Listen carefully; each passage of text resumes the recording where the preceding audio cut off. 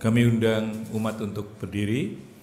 Mari kita menyanyikan nyanyian pembuka dan prosesi NKB 4 bait yang pertama sampai ketiga. Nyanyikanlah dengan syukur.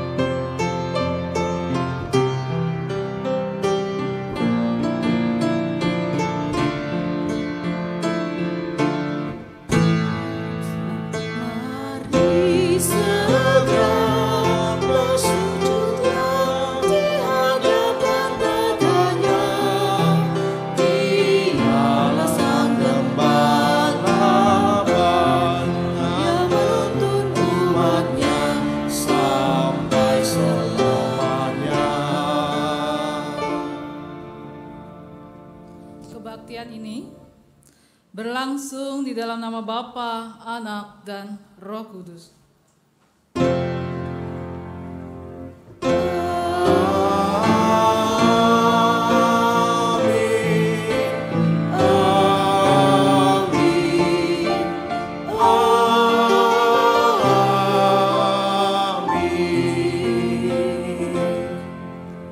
Kasih karunia dan damai sejahtera dari Allah Bapa kita dan dari Tuhan Yesus Kristus menyertai saudara sekalian dan menyertai saudara juga. Saudara yang terkasih dalam Yesus Kristus, gereja seringkali dianggap bahkan juga menjadi bagian dari komunitas umat-umat percaya yang sudah menerima kasih Tuhan.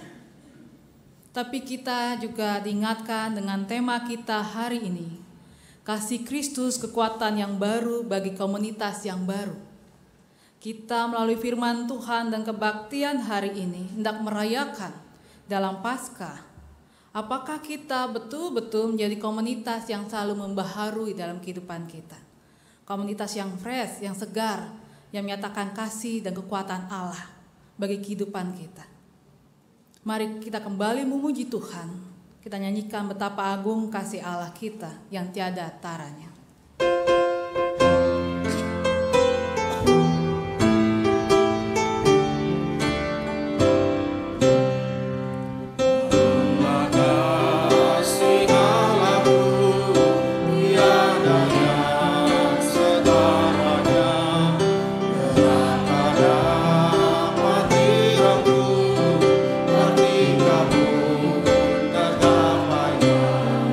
Karena kasih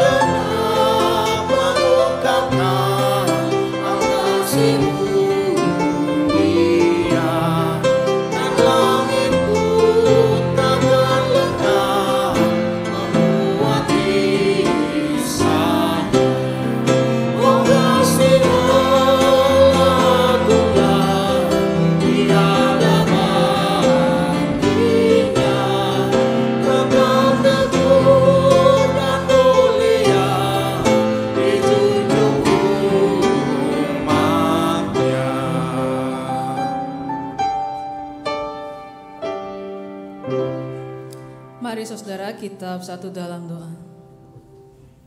Ya Allah Bapa, Yesus Kristus dan Roh Kudus, betapa besar dan kasih Allah yang tiada kiranya, tidak berhenti.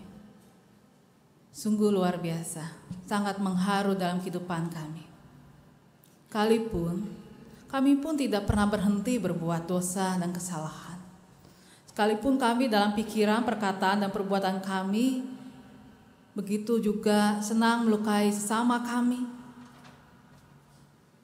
gemar untuk melihat dan mendengar orang-orang menderita, bahkan tanpa kami sadari kami menjadi pelaku dalam kekerasan.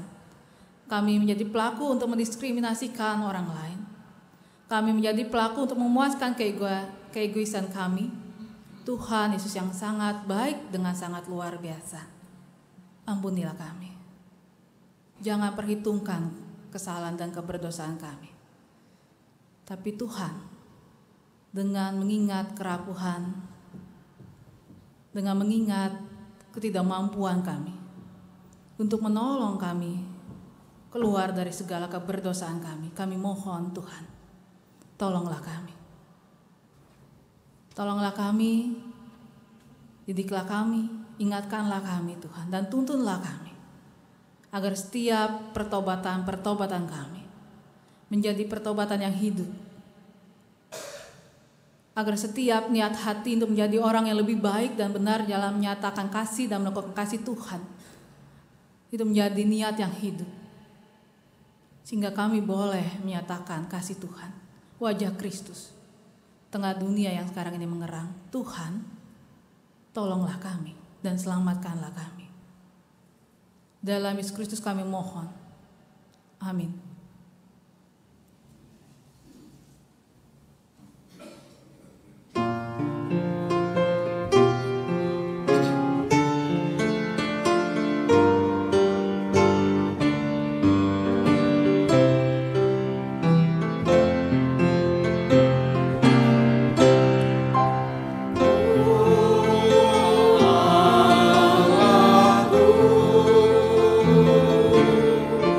Jemaat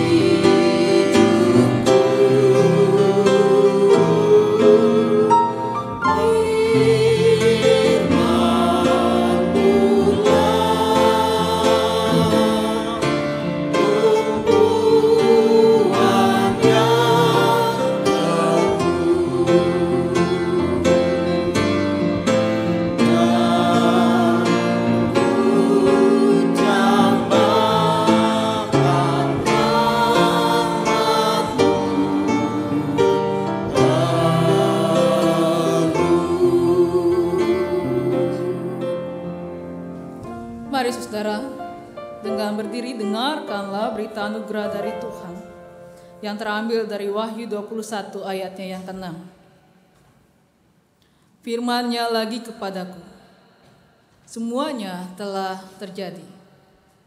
Aku adalah Alfa dan Omega, yang awal dan yang akhir. Orang yang haus akan kuberi minum dengan cuma-cuma dari mata air kehidupan. Demikianlah berita anugerah dari Tuhan. Syukur kepada Allah. Salam kawanku,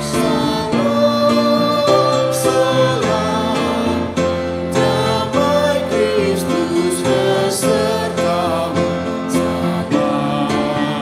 Salam kawanku, salam kawanku, salam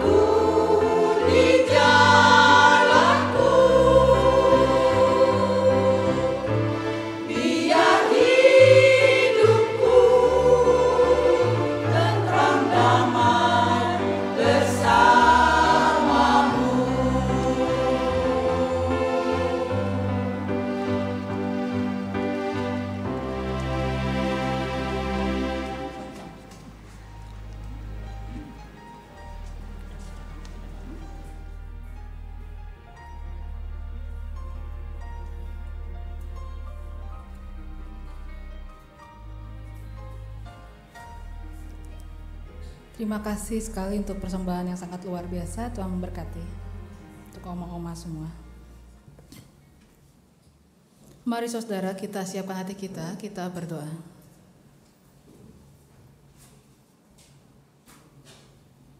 Allah yang luar biasa, dalam Kristus kami bersyukur untuk anugerah penyertaan Tuhan. Allah yang sangat luar biasa, jika bentar lagi kami akan membaca firman Tuhan dan mendengarkan firman Tuhan.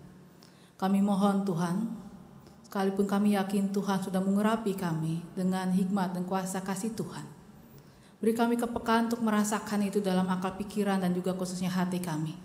Dan seluruh kehidupan kami dalam pembaruan kehidupan ini.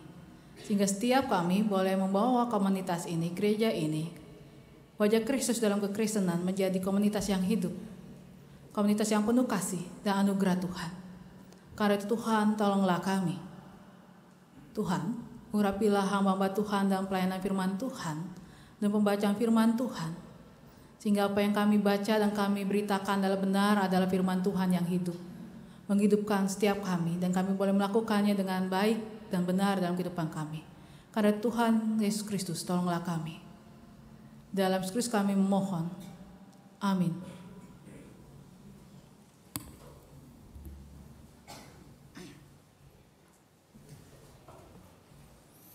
Pembacaan Alkitab terambil dari Kisah Rasul 11 ayat pertama.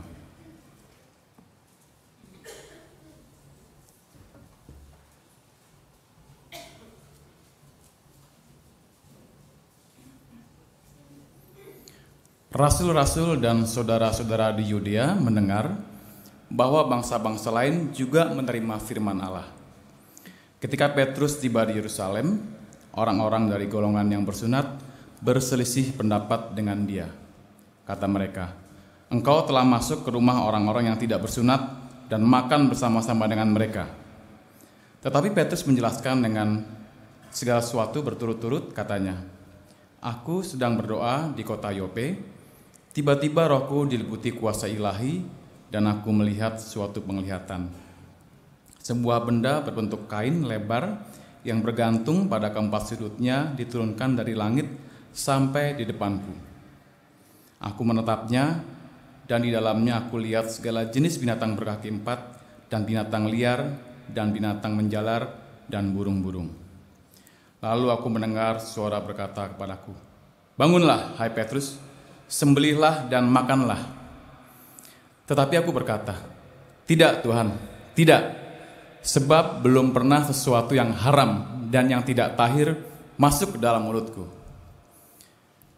Akan tetapi untuk kedua kalinya suara dari sorga berkata kepadaku, 'Apa yang dinyatakan halal oleh Allah tidak boleh kau nyatakan haram.'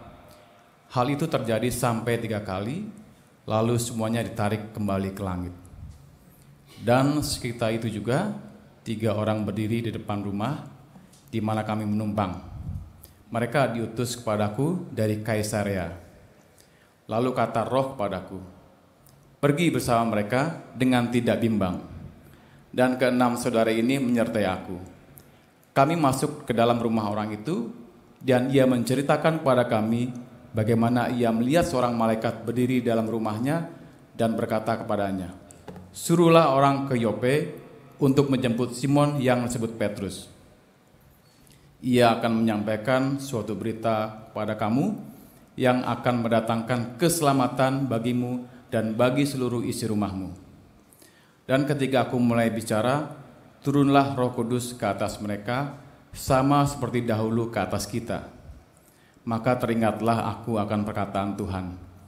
Yohanes membaptis dengan air, tetapi kamu akan dibaptis dengan Roh Kudus. Jadi, jika Allah memberikan karunia-Nya kepada mereka, sama seperti kepada kita pada waktu kita mulai percaya kepada Yesus Kristus, bagaimana mungkin aku mencegah dia?" Ketika mereka mendengar hal itu, mereka menjadi tenang, lalu memuliakan Allah. Katanya, "Jadi kepada bangsa-bangsa lain juga Allah mengaruniakan pertobatan yang memimpin kepada hidup." Demikianlah firman Tuhan.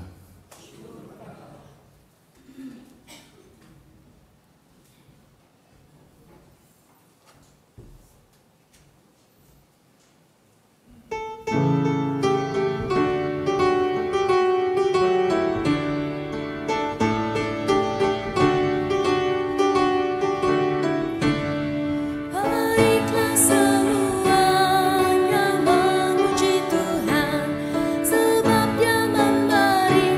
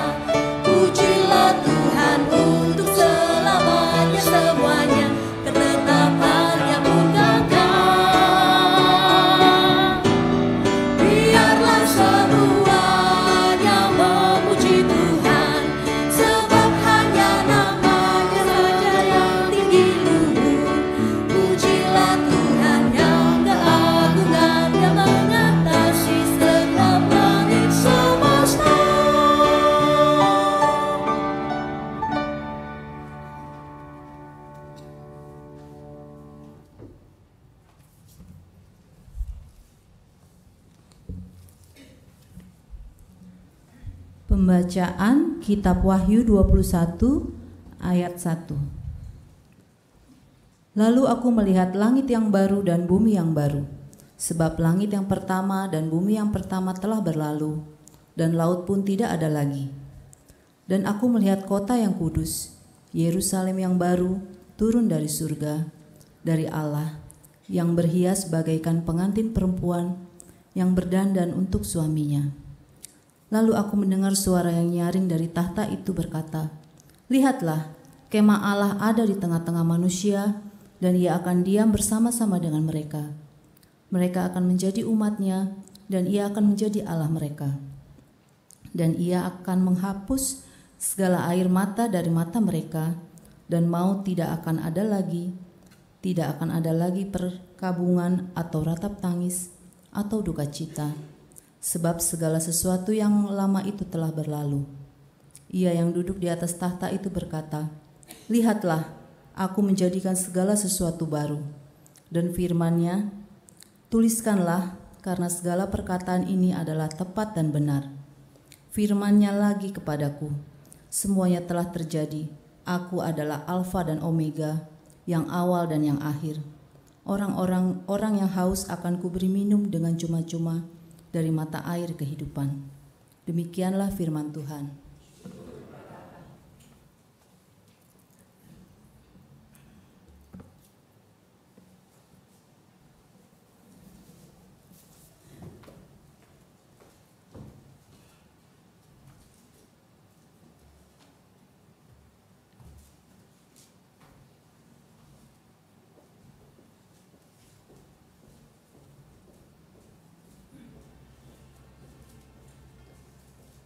Inilah Injil Yesus Kristus menurut Yohanes 13 ayat 31 sampai 35.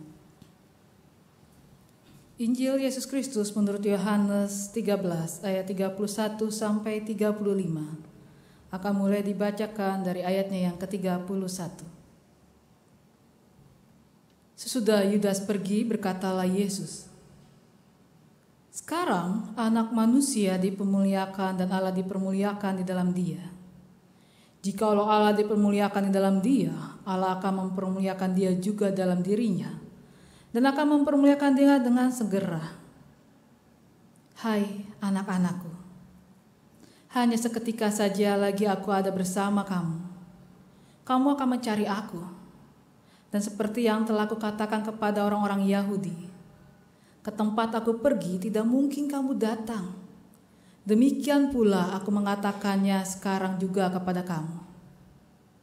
Aku memberikan perintah baru kepada kamu, yaitu supaya kamu saling mengasihi.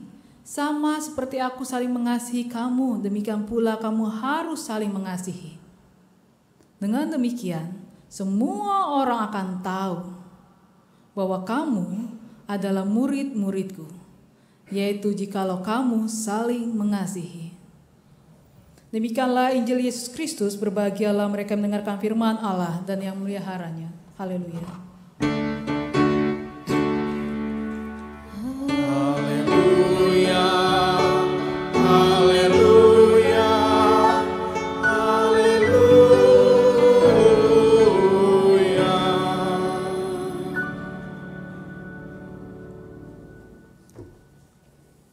Bapak Ibu yang terkasih dalam Yesus Kristus, kalau kita melihat dan merefleksikan kehidupan gerejawi kita sebagai komunitas,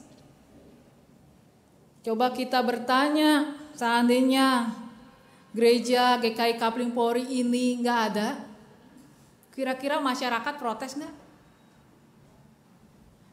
Nggak? Kalau nggak ada nih, gitu ya, ada yang hilang nggak ya masyarakat? Atau ya puji Tuhan, yes, gereja nggak ada.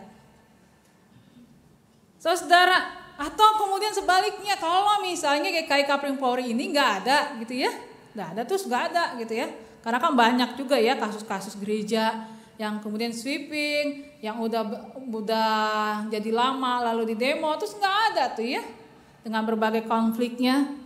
Atau jangan-jangan sebaliknya, masyarakat akan sangat berduka, akan sangat sedih, akan sangat meratap. Karena mungkin GKI Kapling Polri ini jadi bagian yang luar biasa yang sangat dicintai. Mungkin kita jarang berefleksi dengan refleksi seperti itu, saudara. Tapi saudara, kalau saya boleh sharing, kami dari Klasis Bandung pernah mengalami hal yang sangat luar biasa. Kota Bandung yang sangat luar biasa dengan perkembangan Islam dan juga garis-garis keras. Itu pernah berapa gereja dengan serempak berat gitu ya. Itu di sweeping. Dan jemaat-jemaat yang lain termasuk ada satu bagian GKI gitu ya, itu di sweeping dan tidak bisa beribadah lagi. Tapi disitulah titik kehidupan kami gereja-gereja di Klasis Bandung dan Kota Bandung. Tapi sampai sekarang, kemarin baru saja minggu yang lalu ada satu gereja yang sudah lama di sana, lalu punya izin, lalu mau bikin ibadah syukuran, tapi kemudian di demo dan wali kota nggak jadi datang.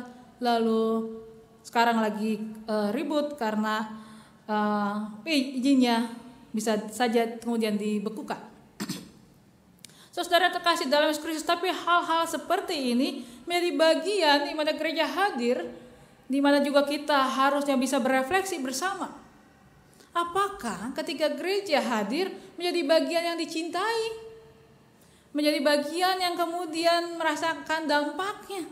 Sehingga seperti seorang sahabat, kalau sahabatnya nggak ada sesuatu yang kosong. Ada sesuatu yang mengerikan kalau terjadi bagi sahabat kita. Ada perasaan kekhawatiran ketika sahabat kita mengalami sesuatu, bahkan sekalipun tidak di depan mata kita, ada feeling itu, ada empati itu. Seringkali kita sebagai komunitas saudara tidak lagi berpikir apa dampaknya kita. Kita seringkali terjebak kepada aktivitas-aktivitas yang kemudian sekedar membuat suasana menjadi redup. Kebencian menjadi tidak ada. Tidak salah dengan segala program kita. Tapi kita seringkali melupakan apa yang menjadi filosofi dari panggilan kita. Pembacaan kita saat ini, khususnya juga di pembacaan di dalam Injil kita, hendak menekankan hal yang sangat luar biasa, di mana kita diajak untuk berefleksi dan juga berintrospeksi diri. Sudahkah kita sebagai gereja sungguh-sungguh berdaya guna dan berdampak? Yang pertama adalah kita diajak mengintrospeksi gereja dalam panggilannya. Di tengah dunia yang semakin rawan akan konflik. Saya sudah sekian lama tidak tinggal di Jakarta, saudara. Sudah belasan tahun di Bandung. Konfliknya sangat rawan. Kita nggak tahu lagi yang mana teroris, yang mana enggak. Kita tidak tahu lagi yang mana orang jahat atau tidak. Tapi kita juga di dalam kehidupan di Kota Bandung juga mawas diri. Kalau misalnya ada perubahan sedikit, maka orang-orang sekitar bisa saja datang dan bertanya-tanya. Suatu hari GKI Gatot Subroto tempat saya melayani sedang renovasi di cat gitu ya. Karena gedungnya cukup tinggi, jadi harus pakai bambu-bambu. Dan kemudian beberapa orang datang dan bertanya, mau ngapain gereja? Mau bangun gereja lagi ya? Mau bikin lebih besar lagi ya? Ataupun kemudian ada orang bertanya, ada izinnya enggak? Gereja GKI ini sama enggak sama GKI Maulana Yusuf? Karena yang di Bandung itu terkenalnya Maulana Yusuf. Mau gereja-gereja yang lain ya, jemaat di Jakarta taunya GKI di mana di Bandung? Maulana Yusuf. Sama enggak sama GKI Maulana Yusuf? Yang satu lagi GKI yang cukup lama, Van de Venter. Sama enggak dengan GKI Van de Venter? Sama, Pak. Oh ya udah enggak apa-apa. Coba kalau gereja yang lain. Tapi itu semua adalah sebuah refleksi bersama, introspeksi kita. Yang kemudian menggugah panggilan kita. Sebetulnya apa panggilan gereja, saudara? Seperti yang dikatakan oleh Yesus, ini bukan hanya persoalan pribadi, personal kita. Dalam kehidupan kita. Supaya kita bisa saling mengasihi. Kita punya perintah baru. Di mana kita harus hidup saling mengasihi. Sama seperti Tuhan Allah mengasihi kita. Mengasihi berarti tidak lagi menjadikan kita memilih orang yang bisa kita kasihi. Bukan berdasarkan aku suka sama dia. Bukan berdasarkan karena dia senang sama saya. Bukan karena kita enak, kita sama satu hobi, kita sama satu jiwa, kita sama satu visi. Bukan sekedar itu. Panggilan Tuhan bagi kita sebagai personal untuk saling mengasihi, berarti kita juga diajak Tuhan untuk melihat bahwa kehidupan kita di dunia ini punya berbagai macam masalah. Kita punya berbagai macam perbedaan. Lihat Tuhan bagaimana Dia mengasihi. Dia tidak memilih, bukan? Dia tidak memilih. Kamu yang baik-baik saya kasihi, yang tidak baik tidak. Dia mengasihi orang yang buta, Dia mengasihi orang Yahudi, Dia mengasihi orang-orang imam-imam Farisi, juga Dia mengasihi. Bahkan orang-orang Romawi Dia juga mengasihi. Orang yang mungkin tidak percaya kepada Allah Dia juga mengasihi.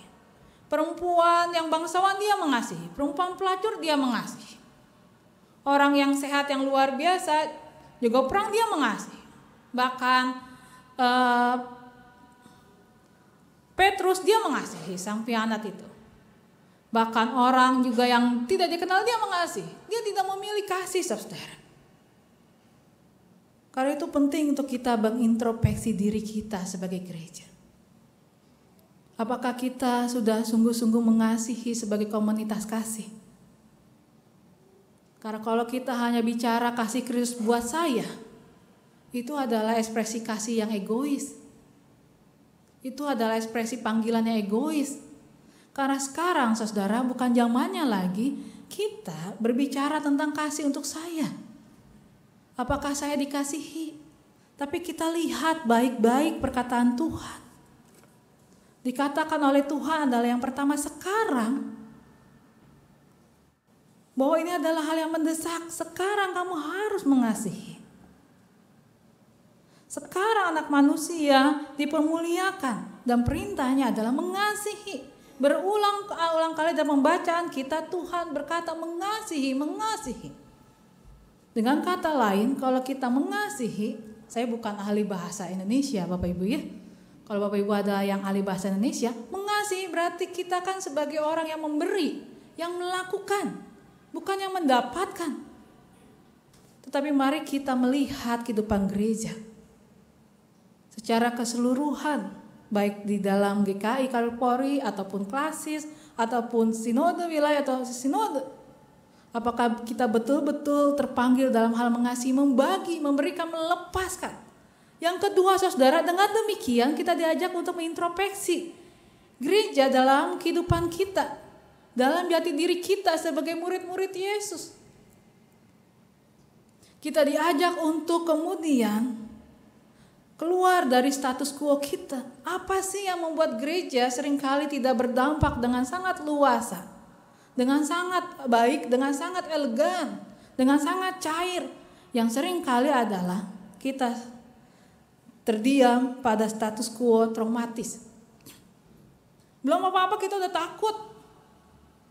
Takut digusur, takut di sweeping, takut dibilang kristenisasi, takut dibilang kemudian mendapatkan tanggapan yang tidak baik. Kita sudah punya trauma-trauma yang luar biasa dalam sejarah kekristenan, khususnya dalam sejarah GKI. Tapi kita punya sejarah yang luar biasa, saudara. GKI ini adalah gereja suku, bukan? Gereja yang dimulai dari komunitas orang-orang Tionghoa, yang kemudian bersatu padu dalam Yesus Kristus dalam persekutuan yang luar biasa. Tetapi kemudian dia melihat, bergumul bahwa gereja kita KW ini adalah gereja di Indonesia yang sangat luar biasa, yang tidak bisa lagi kemudian mengukung diri sebagai gereja yang khusus. Sebagai gereja orang-orang keturunan Cina atau Tionghoa. Di Bandung GKI Kebonjati dengan GKP itu bersebelah. Katanya sejarahnya dulu zaman Belanda, GKP itu khusus untuk orang-orang pribumi, Kristen beribadah. Lalu GKI Kebonjati itu khusus untuk orang-orang Tionghoa, Jawa Barat, untuk beribadah. Jadi itu mereka satu gedung berdua tadinya, tapi dipisahin oleh sekat. Sekarang jadi 2 gereja beda, 2 sinode. Karena Belanda kalah, yang satu dikasih GKP, yang satu dikasih ke GKI. Jadi GKI maksudnya. Tapi karena sebuah tantangan kehidupan, akhirnya GKI yang tadinya di gereja Kito KW ini, saudara, melebur dan keluar dari status quo-nya menjadi gereja yang sangat nasionalis. Kalau tidak, saya nggak akan khotbah di sini nih. Nama saya Simamora, saudara. Walaupun pertama kali ke Bandung saya dianggap seperti Cina Benteng karena matanya ya lumayan ada modal kecil ya matanya gitu. Jadi saya awal-awal dipanggilnya Cici Ima gitu. Karena Simamoranya nggak sering dipakai. Orang taunya nama saya Ima Frontantina. Gitu. Saudara, ini bagian di mana kemudian kita juga punya sejarah yang sangat luar biasa. GKI bisa sangat cair dengan sangat luar biasa, tapi tidak membuat dia kemudian kehilangan jati diri dan integritasnya. Kita sekarang dipanggil, saudara, untuk kemudian mengembangkan kecairan itu. Tidak hanya di dalam kehidupan kita sebagai komunitas, di mana kita terbuka dengan segala suku, segala pemikiran nasionalis, tetapi kita juga bisa saling mengasihi dengan lingkungan yang di luar. Bukankah Yesus berkata, kasihlah sesama manusia? Apakah sesama manusia hanya bagian dalam komunitas yang namanya GKI Kapling Polri, yang namanya Klasis Jakarta Barat, Klasis Bandung, GKI Sinode Wilayah, atau Sinode atau GKI? Kita hidup di tengah-tengah dunia di mana jadi bagian yang sangat kecil kalau kita lihat di dalam peradaban dunia. Dengan kata lain, kita tidak bisa tinggal sendiri. Kita tidak bisa mengubah wajah dunia sendiri. Karena itu saudara, ketika Yesus berkata, kenapa kita harus mengasihi? Bukan supaya orang tahu kita murid Yesus saja sebagai identitas, tapi mereka yakin kepada siapa? Kepada Tuhan Yesus Kristus. Yang ketiga, saudara, kita diajak untuk melihat panggilan gereja introspeksi diri untuk panggilan gereja pada masa Raya Paskah ini. Ada sesuatu yang sangat luar biasa dalam pembacaan kita, yaitu supaya semua orang tahu kamu adalah murid ketika kita saling mengasihi. Supaya semua orang tahu, orang yakin, bukan karena tahu GKI Kapling Polri atau GKI Gatot Subroto Bandung atau GKI itu sebagai gereja yang besar, gereja yang hebat, gereja yang kuat, administrasinya hebat, akuntabilitasnya luar biasa. Tapi mereka harus tahu apa jati diri kita. Siapa sih kita? Siapa sih GKI itu? Yang punya sejarah sangat luar biasa. Yang dari gereja yang sangat suku kemudian jadi sangat cair, nasionalis dan terbuka untuk semua orang datang ke dalamnya. Gereja yang terbuka. Karena itu kita diajak di dalam firman Tuhan saat ini. Supaya kita bisa saling mengasihi. Tanpa lagi membedakan. Keluar dari traumatis minority. Keluar dari segala pikiran-pikiran, kekhawatiran-kekhawatiran dan juga prasangka yang sangat buruk. Kenapa? Karena kalau gereja kita menjadi gereja yang semakin kaku, bukankah itu yang diinginkan oleh dunia? Saudara, saya nggak tahu ya jadi di Jakarta ya, di Bandung masalah agama itu masalah yang sangat rentan. Jangankan gereja sama masjid, gereja dengan gereja itu bisa berantem loh di Bandung. Kalau nggak percaya, gereja yang harus utama ya, padahal sekarang udah nggak keren banget tuh. Gereja yang dibilang garis mainstream ketemu sama karismatik, Betani, Injili atau apa, belum tentu bisa ngomong bareng. Sehingga seringkali berapa orang-orang yang dulu sempat ada kejadian di Bandung, gereja berantem, lalu sampai lempar kursi, pas saat itu lebaran, saya pas lagi jalan, lalu diangkut dia bilang gitu, tuh lihat gereja tuh. Udah dikasih tempat, udah bisa ngediriin, bikin rusuh. Jadi kami ini seringkali yang ada saudara, Gereja dianggap sebagai biang kerusuhan, biang macet. Dan gitu sombong, apalagi kalau lagi acara-acara Natal. Orang tuh banyak antri untuk dapat apa? Hadiah. Karena kalau Natal, Paskah, itu celebrationnya gereja gitu ya. Sembari itu habis setelah itu sampah di mana-mana. Jadi gereja cuma dikenal sebagai gereja yang bikin rusuh, bikin macet, bikin berisik. Dan juga datanglah ke gereja pas Natal. Syukur-syukur kalau dibagi. Kadangkala bayangin ya saudara. Kalau saudara misalnya di Bandung itu kan gereja di jalan raya ya. Lalu belakang itu tempat perkampungan kumuh. Jadi kalau gereja misalnya berapa gereja melakukan Natal. Dan anak-anak tuh bawa souvenir. Orang kan kalau Natal gak pakaian biasa kan. Udah persiapan 1 bulan sebelumnya pakaian bagus, ibu-ibu gitu ya, om-om mungkin kondean, pakai kebaya, kayaknya cantik, ganteng semuanya. Lalu keluar gereja, kita tentang-tenteng. Emang gak ada orang lain? Memang gak ada masyarakat lain? Yang mereka bisa aja ngiler, mereka bisa aja pengen. Lalu kita dengan enaknya gitu ya. Belum lagi kalau acara di dalamnya kita makan dengan sangat luar biasa. Sembari habis itu sampah makanan tuh berlimpah-limpah dibuang. Bayangkan kalau kita jadi masyarakat sekitar yang saat itu ya saudara. Buat beli beras aja itu mahal banget. Dan mereka kemudian banyak kan kalau di gereja saya tuh suka ada anak-anak kampung itu suka datang gitu. Sembari tante kuenya. Jadi kadang-kadang kita tuh bagi-bagi gitu. Souvenir terus ada lagi bagian satu-satu gitu. Kalau enggak, ya itulah salah satunya contohnya. Kadang-kala dalam panggilan kita mengasihi, kita bersyukur, tapi kita sering kali yang terjadi adalah kita enggak peka. Padahal kita harus bisa mengharmoniskan diri saudara. Bagaimana caranya? Kita belajar dari Petrus. Apa yang Petrus lakukan? Petrus tidak melakukan banyak hal, tapi dia merendahkan diri. Dia mengintrospeksi diri, dia mengakui ada hal yang salah dalam pikirannya. Yang selama ini dianggap benar, yang selama ini dia yakini itu adalah sesuatu yang teguh. Tapi ada hal yang salah ketika Tuhan ingin dia keluar. Tuhan ingin dia dipakai dengan sangat luar biasa. Bahkan dia katakan akhirnya apa yang aku anggap haram. Ternyata kalau Tuhan bilang halal, gak ada yang bisa menyatakan itu haram. Sehingga ketika dia digugat, dia punya saudara. Punya alasan yang kuat. Ini ada alasannya karena apa? Karena kasih. Dan dia bisa menyatakan kita semua salah dengan kekakuan akan perasaan bahwa orang Yahudi itu paling benar. Yahudi paling suci. Dan kita jangan heran gereja-gereja sekarang bisa seperti itu. Gereja itu paling benar. Gereja itu paling suci. Gereja itu paling hebat dibandingkan rumah ibadah yang lain.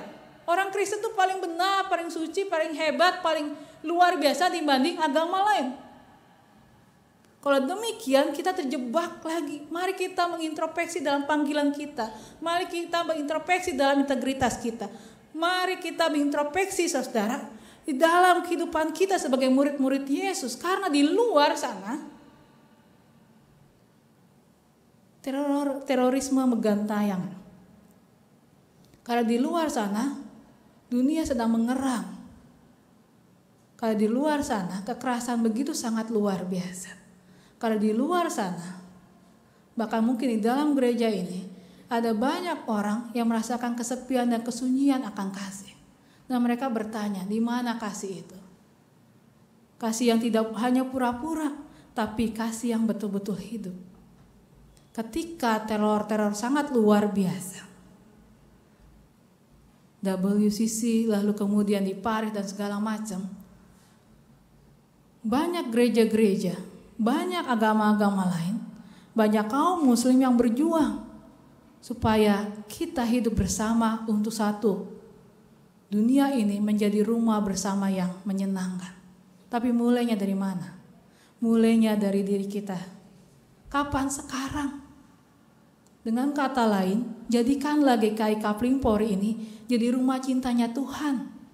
Bukan jadi rumah tempat ibadah, tapi rumah cinta Tuhan. Semua orang di sini, mau karyawan, mau orang cuma datang, mau cuma lirik, mereka harus bisa merasakan ini rumah cinta Tuhan.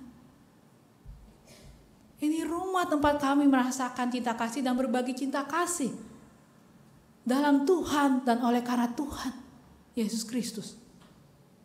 Jadikanlah diri kita, ini bukan ciptaan Tuhan, tapi ini rumah cinta Tuhan. Ini bukan tubuh saya, tapi ini rumah cinta Tuhan. Jadikanlah keluarga kita itu adalah rumah cinta Tuhan, bukan cuma keluarga yang ada mama, papa, anak. Bukan hanya tempat kita bereproduksi, bukan tempat supaya kita ganti antara single jadi keluarga. Tapi itu rumah cinta Tuhan. Ketika kita bisa melihat, merasakannya, kita akan menjadi orang-orang yang sangat harmonis. Sangat betul-betul merasakan cair dan gampang untuk mengasihi. Dan itu panggilan kita. Bukan sekedar berkata aku mencintaimu, tapi orang akan merasakan hati kita. Saudara, saat teror sangat luar biasa, ada sebuah lagu yang sangat luar biasa. Ini kami satu gereja GKI Maulana Yusuf pernah memutarnya. Saat kemudian kita di Klasis Bandung ada acara. Dan kami di Klasis Bandung sudah biasa memanggil kiai, ustadz dan segala macam untuk ke gereja dan berdiri di mimbar. Mungkin di beberapa gereja masih asing ya, tapi mereka bisa berdiri di mimbar dan bisa memberikan kata-kata. Ini adalah sebuah lagu yang ditulis untuk mengagungkan Tuhan. Dari Muslim kita akan bisa merasakan keagungannya, tapi di dari sisi Kristen kita juga bisa merasakan keagungan Tuhan. Mereka tetap jadi Islam, tidak menjadi Kristen. Yang Kristen tidak juga menjadi Islam, tapi mereka bisa mengharmonisasikan diri dengan sangat luar biasa.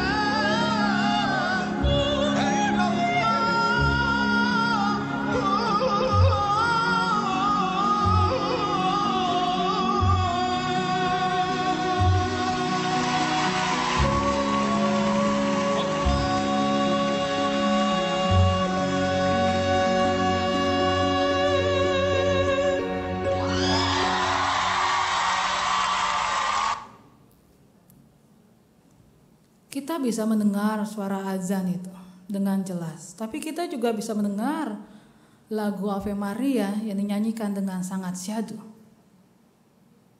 Menjadi murid Tuhan bukan sekedar pada identitas label kita, bukan pada gereja gedungnya, bukan juga pada tanda salibnya, tapi ketika kita bisa mengharmoniskan kasih Tuhan dengan nyata, tanpa harus membuat orang menjadi seperti kita, tanpa juga kita harus menjadi seperti orang.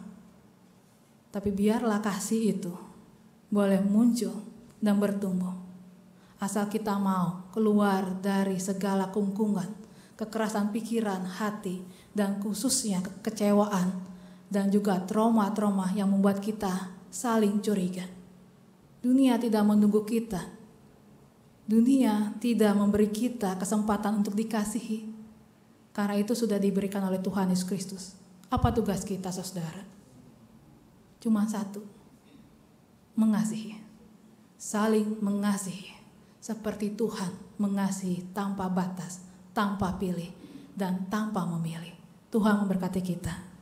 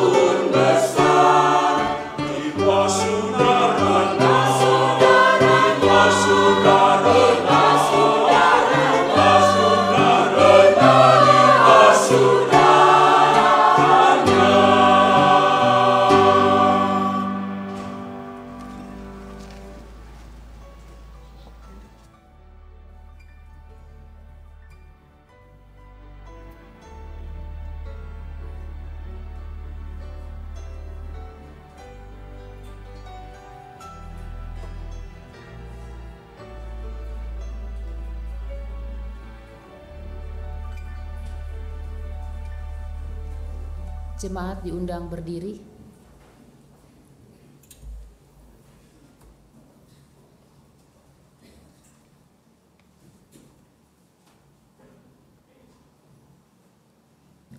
Marilah kita bersama dengan umat Allah di masa lalu, masa kini, dan masa depan, mengingat pengakuan pada baptisan kita menurut pengakuan iman rasuli.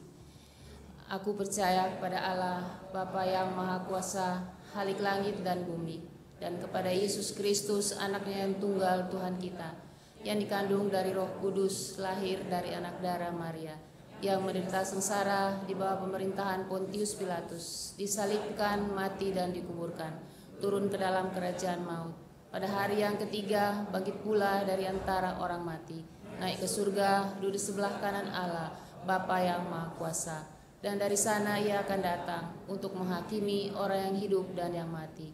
Aku percaya kepada Roh Kudus, gereja yang kudus dan am, persekutuan orang kudus, pengampunan dosa, bangkitan orang mati, dan hidup yang kekal. Silakan duduk.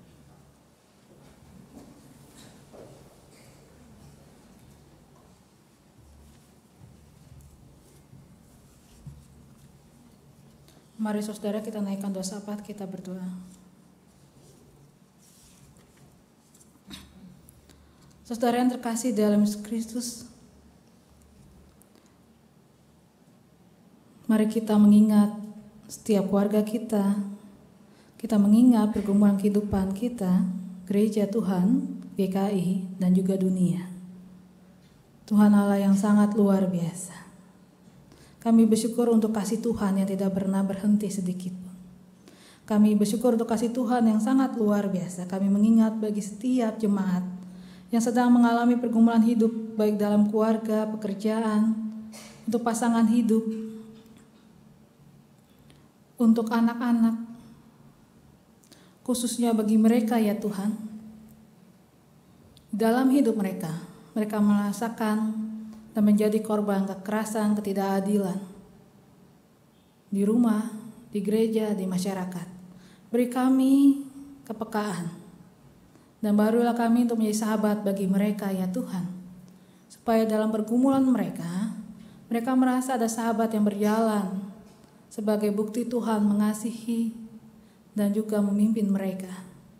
Kami berdoa di tengah segala kehidupan GKI, khususnya GKI Kapling Polri tempat ini, kami boleh beribadah dengan aman, dengan nyaman, dengan penuh kasih sayang. Kami mengingat begitu banyak gereja, begitu banyak orang tidak dapat beribadah, baik karena konflik secara intern ataupun karena kehidupan di tengah masyarakat. Tuhan Yesus yang sangat baik, tolonglah kami, supaya kami ketika Tuhan percayakan bertemu dengan Tuhan, bergumul dan bersekutu dengan Tuhan dengan sangat baik dan nyaman, kami tetap memiliki hati yang mau menjadi sahabat bagi sesama kami di tengah masyarakat kami. Mereka bukan menjadi orang asing, menjadi orang lain, tapi mereka jadi bagian yang penting di mana kasih Tuhan boleh tersemai menjadi sahabat perjalanan kami, di mana gereja Tuhan dipakai untuk lebih lagi membaru kehidupan ini. Karena Tuhan, tolonglah kami. Kami berdoa ya Tuhan,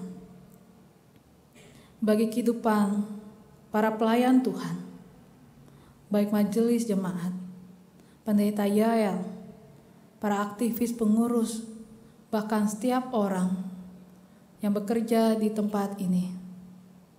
Tuhan Yesus yang sangat baik, berkati kami sebagai anak-anak Tuhan yang Tuhan panggil dan dipercayakan, supaya kami boleh bekerja dengan sungguh-sungguh saling mengasihi, saling menguatkan, di tengah segala perbedaan pendapat, di tengah segala kehidupan kami.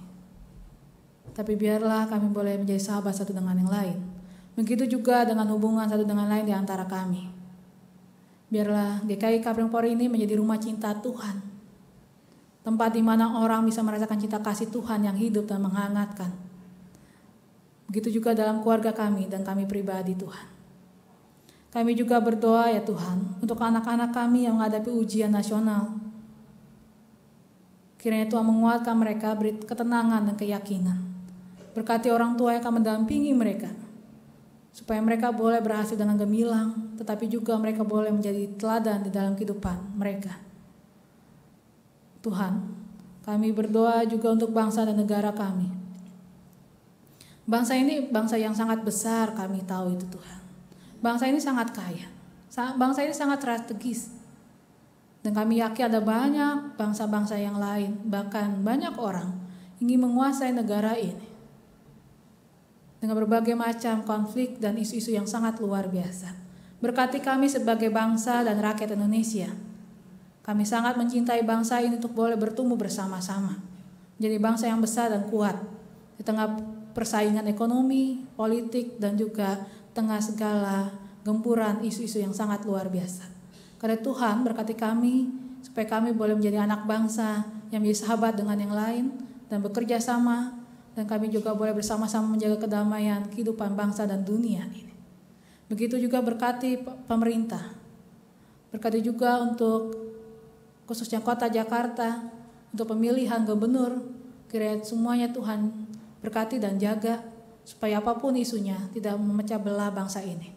Tuhan Yesus yang sangat baik, tolonglah kami. Dan inilah doa syafaat kami. Dalam Yesus Kristus kami berdoa dan berharap, Tuhan, ubahlah kami. Amin.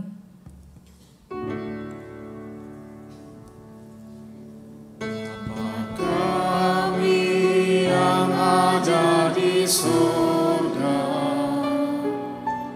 dikuduskanlah nama-Mu, datanglah kerajaan-Mu, jadilah kehendak-Mu di bumi seperti di surga. Beri kami hari ini makanan yang secukupnya, ampuni salah kami seperti kami ampuni yang bersalah pada kami. Jangan bawa kami dalam pencobaan, melainkan lepaskan kami dari yang jahat. Sebab Kaulah yang punya kerajaan dan kuasa dan kemuliaan sampai selama-lamanya. Amin.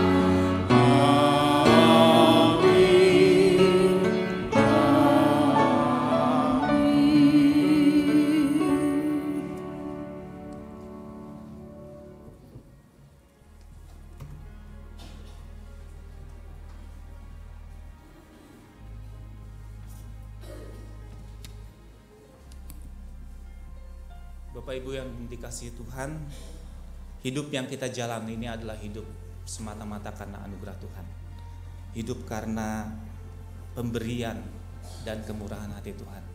Karena itu marilah di pagi hari ini kita bersyukur atas setiap kebaikan Tuhan dalam hidup kita.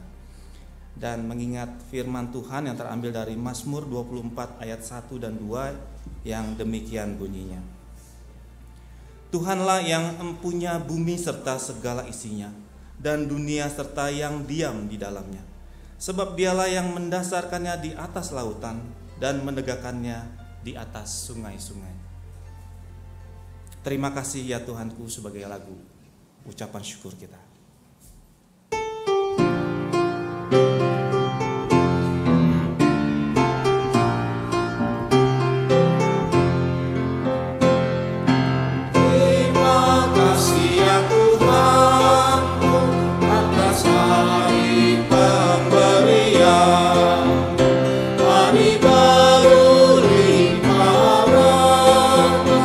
Dipenuhi oleh kasih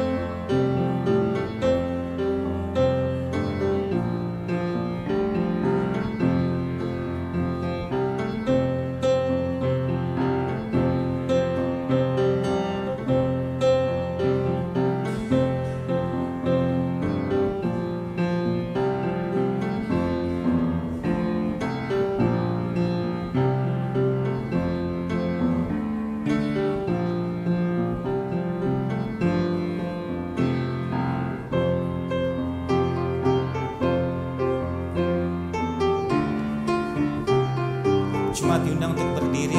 Mari kita menyanyikan lagu ini bait yang keempat.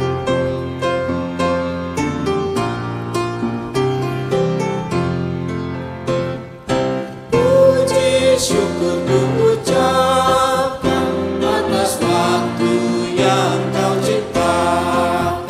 Ku taati, ku hargai di dalam kata dan perbuatanku, agar nyata hidup beriman, agar nyata hidup beriman.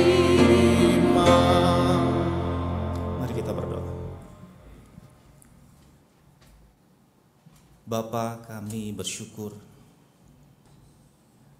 karena Engkau adalah Tuhan yang empunya segala bumi dan segala isinya ini.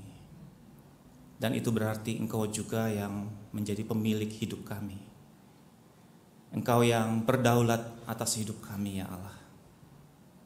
Engkau yang dapat menentukan hidup dan mati kami. Ketika nafas hidup kami masih tetap tinggal di dalam raga kami. Dan ketika jantung kami masih terus berdetak, kami meyakini itu semua karena anugerah Tuhan. Dan semua karena kasih setiamu Tuhan yang tak pernah berkesudahan dalam hidup kami. Karena itu di pagi hari ini kami mau bersyukur untuk setiap kemurahan hati Tuhan, setiap kebaikan Tuhan dalam hidup kami, yang masih memelihara dan memberikan kami kesempatan untuk menjalani hidup di dalam anugerah-Mu. Tuhan, kami membawa persembahan kami sebagai ungkapan syukur kami yang terdalam. Dengan penuh kerendahan hati kami membawanya kepadamu Tuhan. Di bawah kaki salib-Mu, biar Engkau memberkatinya, menggunakannya menjadi berkat yang indah di dalam kehidupan kami. Tuhan, berkati, mampukan setiap anak-anak-Mu yang Engkau percayakan untuk menata persembahan ini, agar tidak hanya dapat digunakan untuk kepentingan gereja ini, tapi juga untuk boleh menyatakan kasih-Mu keluar di tengah-tengah masyarakat, di tengah orang-orang yang membutuhkan kasih-Mu. Terima kasih ya Allah, jadikanlah kami berkat dimanapun kami berada. Terpujilah nama-Mu ya Allah, hanya dalam nama Tuhan Yesus kami berdoa dan mengucap syukur. Amin. Kendati hidupku tentram.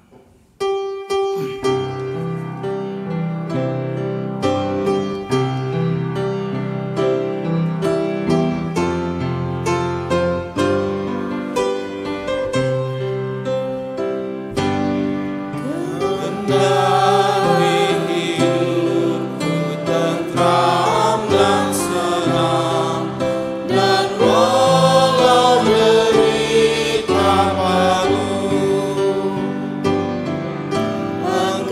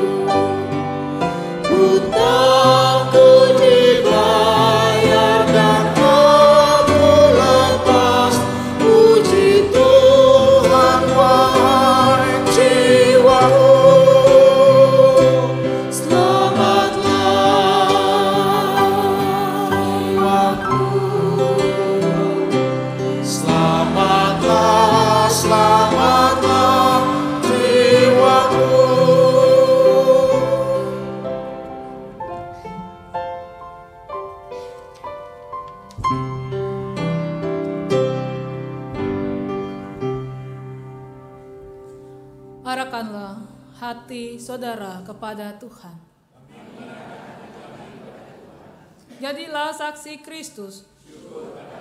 Terpujilah Tuhan. Pergilah dengan sejahtera dan terimalah berkat Tuhan. Tuhan memberkati saudara dan melindungi saudara. Tuhan menyinari saudara dengan wajah-Nya dan memberi saudara kasih karunia. Tuhan menghadapkan wajah-Nya kepada saudara dan beri saudara damai sejahtera.